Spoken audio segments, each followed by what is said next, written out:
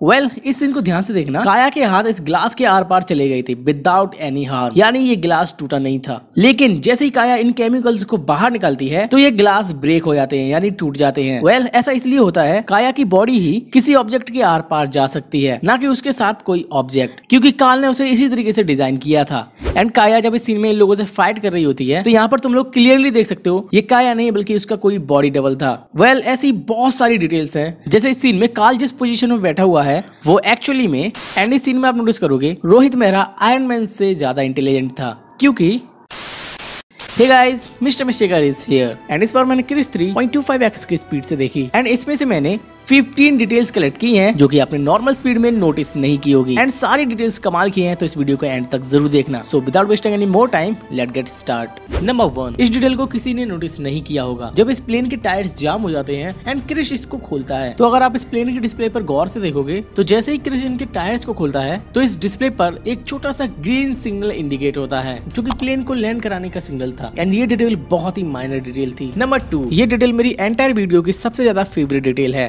जैसे काल ने काया को अपने खून और गिरगिट के खून से मिलाकर बनाया था, लेकिन यहाँ पर कोई डिटेल नहीं दिखाई गई थी। लेकिन जब मैं इस सीन को स्लोमो में देख रहा था तो यहाँ पर मैंने कैप्चर की एक बहुत बड़ी डिटेल। जैसे काया इस सीन में अपनी बॉडी की स्किन को डॉक्टर सहानी की स्किन में चेंज कर रही होती है, तो यहाँ पर आप नोटिस करना उसकी स्किन सबसे पहले एक क्रिएचर फॉर्म में आ रही थी। आई मीन टू से जैसे एक गिरगिट की स्किन होती है वैसी, तो पहले वो गिरगिट की स्किन में आ रही थी एंड देन वो एक ह्यूमन स्किन में चेंज हो रही थी। एंड ये डिटेल ये शो कर रही थी कि उसकी बॉडी को बनाने के लिए गिरगिट का खून यूज किया गया है एंड इसीलिए उसकी स्किन चेंज होते वक्त एक गिरगिट की स्किन की तरह दिखती है। लिटरली गाइस, ये डिटेल बहुत औसम है। नंबर 3, इस सीन में रोहित मेहरा का जब रूम दिखाया जाता है तो यहाँ पर आप कुछ फोटोज को नोटिस करोगे एंड ये फोटोज इंडिकेट कर रही थी रोहित मेहरा की टाइमलाइन को, आई मीन टू से रोहित मेहरा के एडल्टहुड को। ये सभी फोटोज इसकी प्रीवियस मूवी में हमने कहीं ना कहीं देखी है। एंड जो बीच में बच्चे की फोटो है वो इस बच्चे की फोटो है जो कि कृष्णा का चाइल्ड प्ले कर रहा था। यहाँ पर कमाल की डिटेल ये है, इस बच्चे की फोटो को एज इट इज यूज किया है एंड एक्चुअली में ये फोटोज हमें मेमोराइज करानी थी रोहित मेहरा के पास्ट को। नंबर 4, अगर तुमने मेरी पठान मूवी की डिटेल वीडियो देखी है तो मैंने उसमें एक डिटेल बताई थी जिसमें मैंने बताया था कि बॉडी डबल को कैसे यूज करते हैं। इस सीन को देखते ही आप पहचान जाओगे कि किसी बॉडी डबल पर SRK का फेस डाला गया है, ना कि ये खुद एक्शन करने वाला बंदा SRK है। अब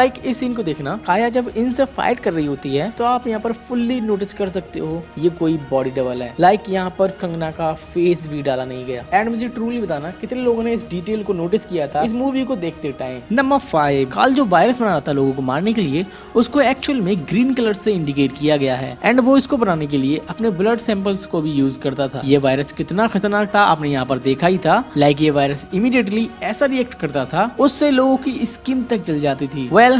बैक टू द पॉइंट, यहाँ पर आप नोटिस करना काल अपने ब्लड को जैसे ही इसमें इंजेक्ट करता है तो उसका ब्लड इमीडिएटली ग्रीन कलर में कन्वर्ट हो जाता है जो कि एक्चुअल वायरस की फॉर्म थी। Literally guys, this detail truly awesome. Number 6, actually में ये डिटेल नहीं है बल्कि डिटेल की फॉर्म में मैं इसको आपको बता रहा हूँ। जैसे मैं अगर तुमसे पूछूं कि रोहित मेहरा और आयरन मैन में से सबसे ज्यादा इंटेलिजेंट और अपग्रेडेबल बंदा कौन था तो तुम्हारा आंसर क्या होगा? ऑब्वियस सी बात है, तुम लोग आयरन मैन बोलोगे। अब मैं तुम्हारे सामने कुछ ऐसी इन्फॉर्मेशन रख रहा हूँ इन दोनों की जिसे देखने या सुनने के बाद आप खुद डिसाइड करना कि इन दोनों में से कौन ज्यादा इंटेलिजेंट है।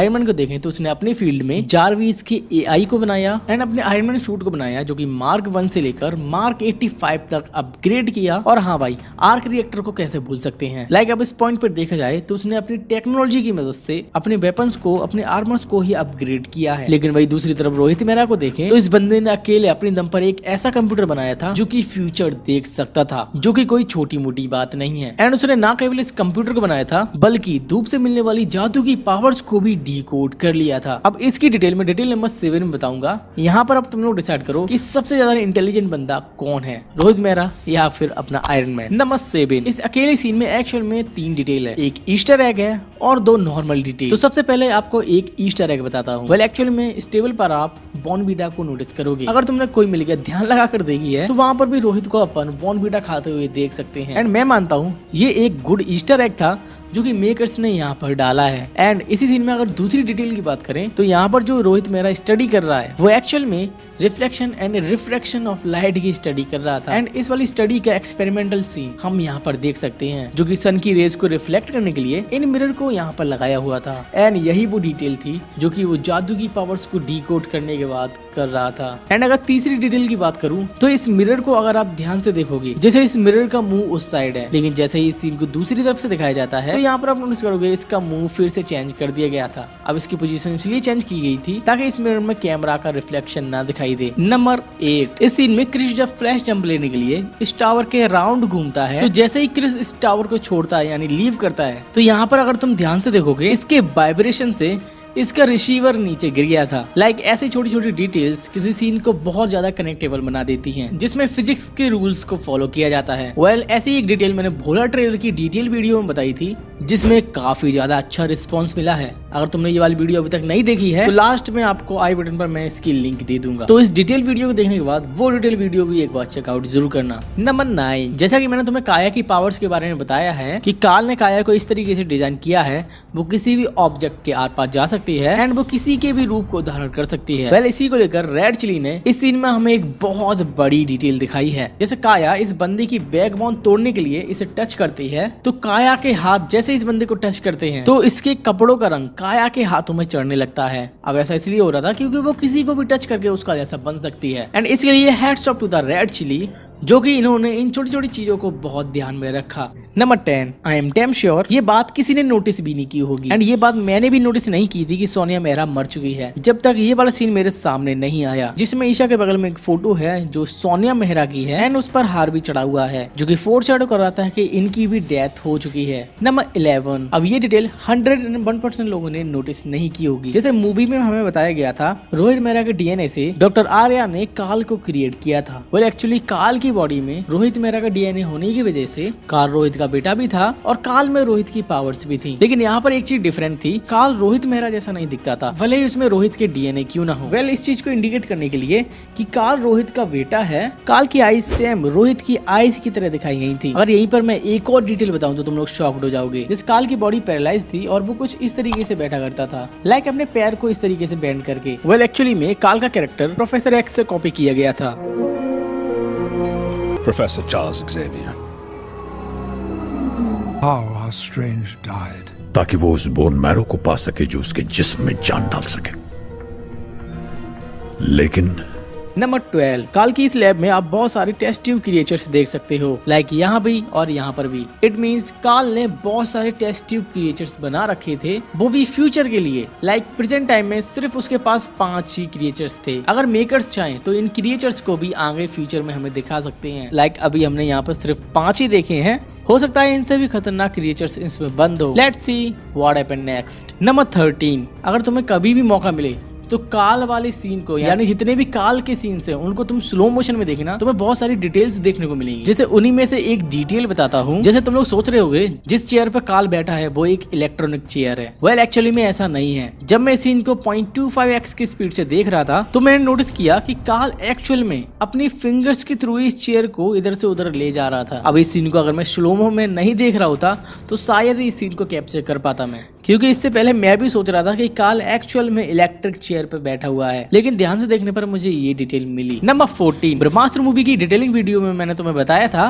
कि इस मूवी की BFX एंड CGI को लेकर मास्टर लेवल का काम किया गया है। लाइक उसमें एक सीन था जब शिवा अपनी पावर्स को फर्स्ट टाइम यूज करता है, लाइक अपनी फायर को। तो इस चीज को डिटेल से दिखाने के लिए मूवी के एडिटर ने उसका रिफ्लेक्शन गुरुजी के चश्मे पर दिखाया था, जो कि मैंने आपको इस वाली वीडियो में बताया भी था। वेल, ऐसी ही सेम डिटेल आप इस वाली सीन में भी नोटिस करोगे। जब रोहित मेहरा अपने एक्सपेरिमेंट को कर रहा होता है तो उस एक्सपेरिमेंट के टाइम जो लाइट ग्लो हो रही थी तो उसका रिफ्लेक्शन आप उसके चश्मे पर भी नोटिस करोगे। एंड ये साइन होता है एक अच्छे BFX टीम की। नंबर 15, अब इस सीन को ध्यान से देखना। जैसा कि मैंने तुम्हें बताया था कि काया किसी भी ऑब्जेक्ट के आर पार जा सकती है, इसी को लेकर यहाँ पर एक डिटेल थी। जब काया एंड उसकी टीम रोहित मेहरा की लैब में एंटीडोट को ढूंढने के लिए जाती है तो वहाँ पर एंटीडोट नहीं मिलता, तो वो चीजों को तोड़ने लगते हैं। तो यहाँ पर जैसे ही काया इस केज में हाथ डालती है तो काया के हाथ तो इस ऑब्जेक्ट के आर पार चले गए, लेकिन जैसे ही उसने इन केमिकल्स को उठाया तो इन केमिकल्स को बाहर निकालते ही एक कांच टूट गया था। आई मीन टू से काया तो ऑब्जेक्ट के आर पार जा सकती है, लेकिन इन केस कोई ऑब्जेक्ट उसके हाथ में होगा तो वो किसी भी चीज के आर पार नहीं जाएगा। दैट्स व्हाई यहाँ पर ये कांच टूट गया था। So these were the details that I notice at 0.25x speed. In case अगर मुझसे कोई भी डिटेल छूट गई हो या फिर तुम्हारे पास भी कोई डिटेल हो